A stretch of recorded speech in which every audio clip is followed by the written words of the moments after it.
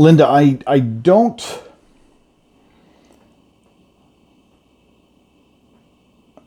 don't know all of the exacts of Massachusetts and their funding policies. And their funding policies of schools that are attached to the board policies on attendance, and whether there's compulsory education in Massachusetts, all of these different factors that are going to come into play as to the funding mechanism, and then enrollment. All right, they're all interconnected in most states. So I'm assuming that that's going to be the same in Massachusetts, because we've got a broken funding mechanism across the country as it is. So I can't see how Massachusetts would be different. But yes, I'm not saying that it's proper for them to withdraw a special education student without parental consent. I think it puts you in a very good position to challenge that determination and then get corrective action in the form of compensatory services for the time missed, and fix the program moving forward.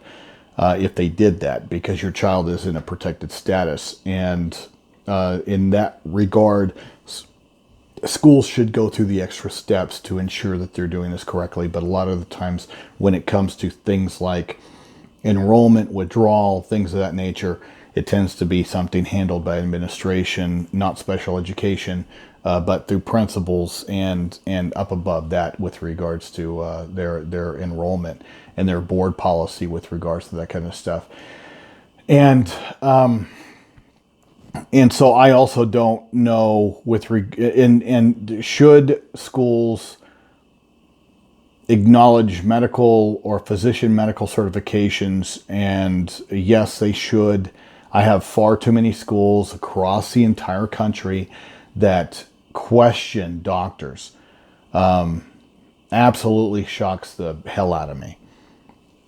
The amount of conspiracies that go on with regards to educators and administrators with regards to some cabal that's happening between parents and doctors around the country, to where these doctors are helping these kids stay home, when, guys, it's not that hard for a parent to just unenroll their kid and homeschool them, and then bypass all this nonsense altogether. Why would a parent want their child to stay home and then take and drag them to doctors to make up these reasons in order to have these doctor's notes so that the parent can abscond on their parental duties?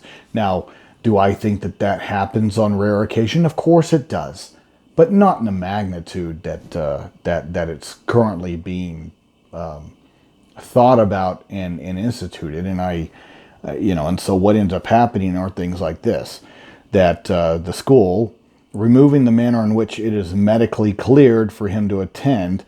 I didn't understand what that meant, but I'm not that smart. So you might have to help me out with regards to what you meant by that, because I don't want to make an assumption there.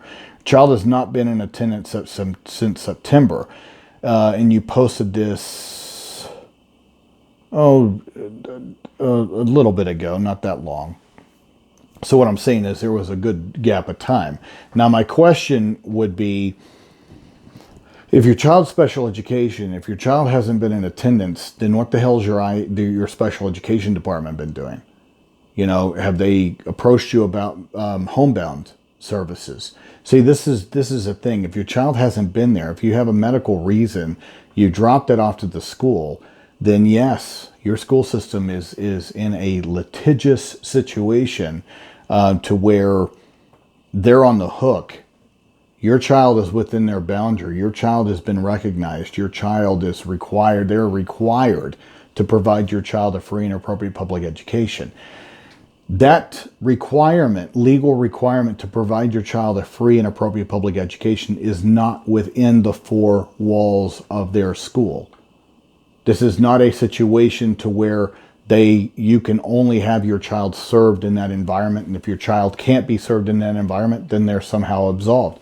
That isn't how this works. So it falls back on the IEP team immediately when they see that your child hasn't been in attendance to see what they need to do, or modifications or changes or differences with regards to consideration along, and sorry, I wanted to pause to get this word right because this is the legal word in the law, okay? The continuum of alternative placements. The continuum of alternative placements, what we would call least restrictive environment, or LRE.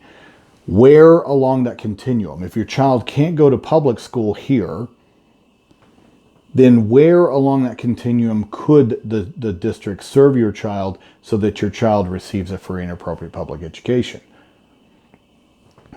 So,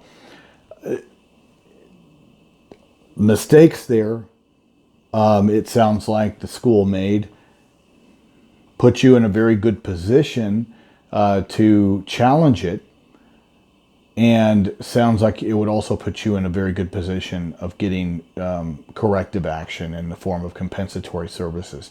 So, but please clarify. I'm interested in what I missed out of all of this, because I think I did.